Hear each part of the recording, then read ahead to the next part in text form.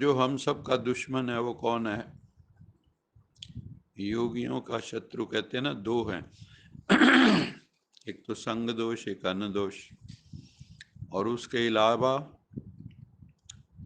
आलस, प्रमाद, सुस्ती। तो बाबा कहते हैं सुस्ती व आलस को भी छोड़ देना है। अलर्ट, हर समय कैसे रहना है? अलर्ट। ये नहीं नेस्ती बन के पड़े रहो।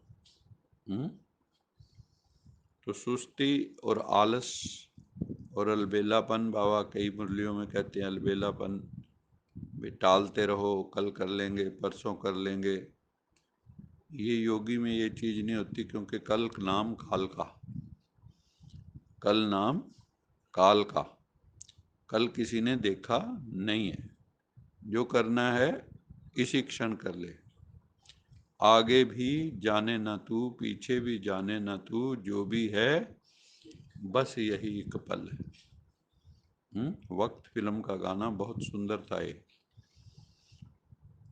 आगे भी जाने ना तू, पीछे भी जाने ना तू, जो भी है बस यही एक पल। जब आप इस पल में जीते हो तो आप वर्तमान में जीते हो।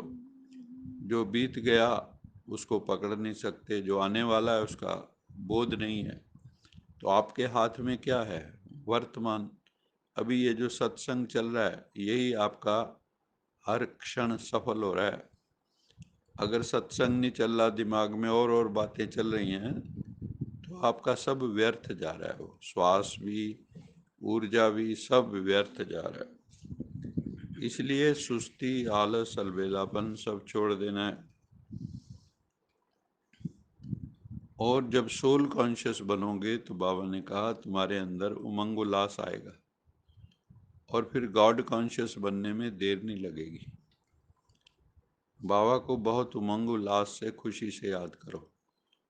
कई ऐसे सेशन लोग चलाते हैं तो बार बार एक बात कहते हैं, चेहरे पे स्माइल, चेहरे पे स्माइल होनी चाहिए। क्योंकि जब आप स्माइल करते हो तो वर्तमान में होते हो, जब आप ध्यान करते हो तो वर्तमान में होते हो। हम योग क्यों लगाते हैं? ताकि वर्तमान में रहें। लेकिन मन है फिर भी आगे पीछे चला जाता है, पकड़ पकड़ के हम उसको वर्तमान में लाते हैं। सदा इसी नशे में रहना है कि हम बाप के पास आए हैं कौड़ी से हीरा बनने के लिए। यहाँ किस लिए आए हैं? हमारी वैल्यू पहले कौड़ी जैसे भी नहीं थी। और भगवान ने ज्ञान दे के, योग सिखा के, गुणों की धारणा करवा के हमें हीरे तुल्य बना दिया। हमारी वैल्यू बढ़ गई, वैल्यू एडिशन हो गया। ऐसे हर एक की जीवन में हमें वैल्यू एडिशन करनी, क्योंकि हम सब कौन हैं? कौन है? ईश्वरीय संतान है, ईश्वर की संतान है। दुनिया वाले भी कहते हैं हम ईश्वर की संतान हैं, लेकिन समझते नहीं अपने को, क्योंकि अनुभूति नहीं है, सुना सुनाया है।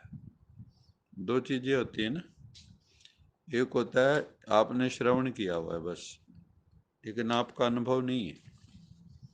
और एक होता है कि आपने श्रवण भी किया है, उसका अनुभव भी किया है। तो आप फिर छाती ठोक के कह सकते हो मैंने अनुभव किया जी, मैंने गुड़ खा के देखा है। एक होता है गुड़ का वर्णन पढ़ना, बड़ा मीठा होता है, ऐसा होता है, वैसा होता है, और वो याद करके आप लोगों को सुना दो। खा के कभी देखा नहीं। जैसे भगवान की बातें लोग करते हैं, भगवान का अनुभव कभी किया नहीं। तो किताबें पूरी लिख दो चाहे, छोटा सा अनुभव चारों वेदों के ज्ञान से, पढ़े हुए से, स्मृति ज्ञान से ऊपर है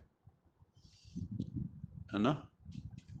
इसलिए बाबा कहते हैं बच्चे, इस चीज का अनुभव होगा, अरे मैं तो ईश्वर की संतान हूं, मैं किसी साधारण की संतान नहीं, मैं किसी आत्मा की संतान नहीं। सभी आत्माएं एक परमपिता परमात्मा की संतान है, देह के पिता अलग अलग है।